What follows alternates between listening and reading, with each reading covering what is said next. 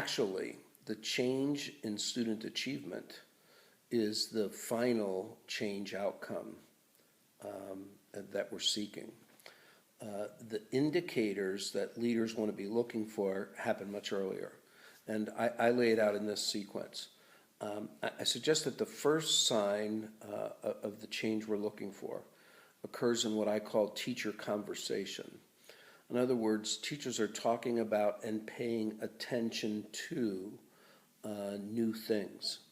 Then that is that first indication there's a change in focus. The next change to look for would then be change in teacher behavior. What is it that's happening in teacher practice? What do you notice in teacher planning? Perhaps what do you notice in the change in conversations and topics of teachers in professional learning communities? That initial change in teacher then brings about a change in what the students are doing in the classroom. So I call that student behavior. And that student behavior change is the precursor to getting the change in student achievement that you're seeking.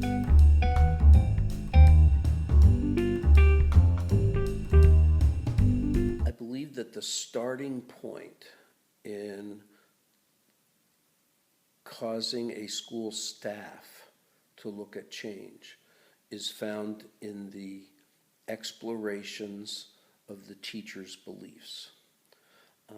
One might begin that conversation by looking at the school mission or vision statement, or one could explore it by raising questions that get teachers to examine their personal beliefs, their vision for student success.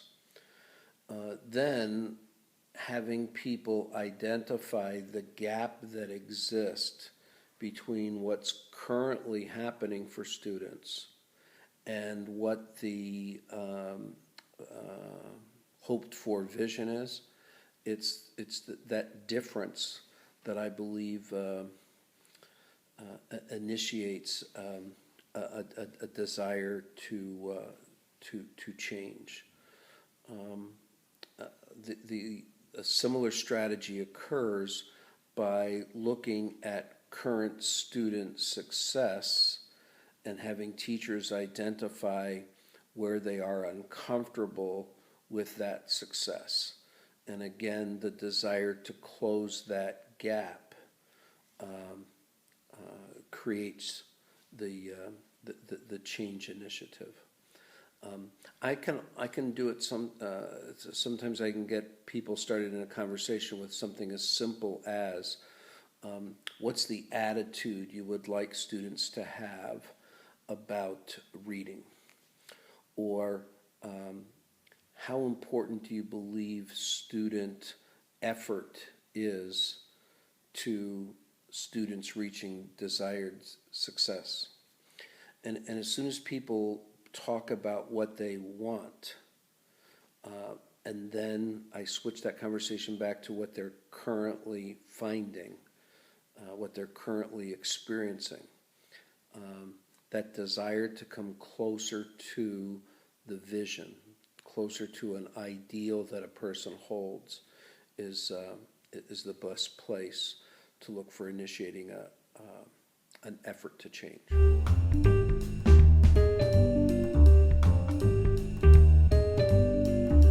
The most successful students fit a title that I would give as empowered learners.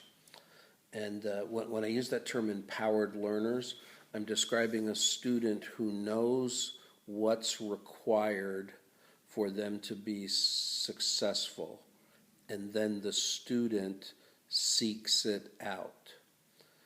So if you considered learning styles, the student knows what would support their learning style preference, and if it's not available in the lesson, the student seeks it out.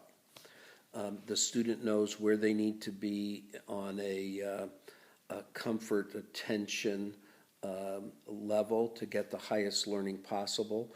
And if they aren't at that spot, the student is empowered to cause to happen. So a student who isn't challenged in a class asks questions to raise the content level. Or the student who's overwhelmed in the class seeks the support. That's an empowered learner. So in this question, we really need to look for teachers to be empowered learners.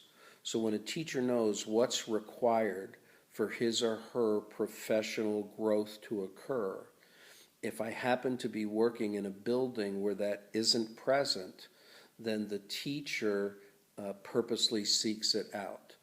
So that's the teacher who may join a social network on Twitter and find the support, find the people interested in innovation and reflection, and work with that community. It's the teacher who finds the peers in her building to work with and create a peer coaching structure in a building where instructional coaching isn't occurring. It's the teacher knowing that there are people I can turn to seek information that I need. It's the teacher knowing that I need repetition and practice to bring about a change in my own skill level, and I build that repetition and practice of a new teaching strategy into my plan. The teacher as empowered learner produces students as empowered learners.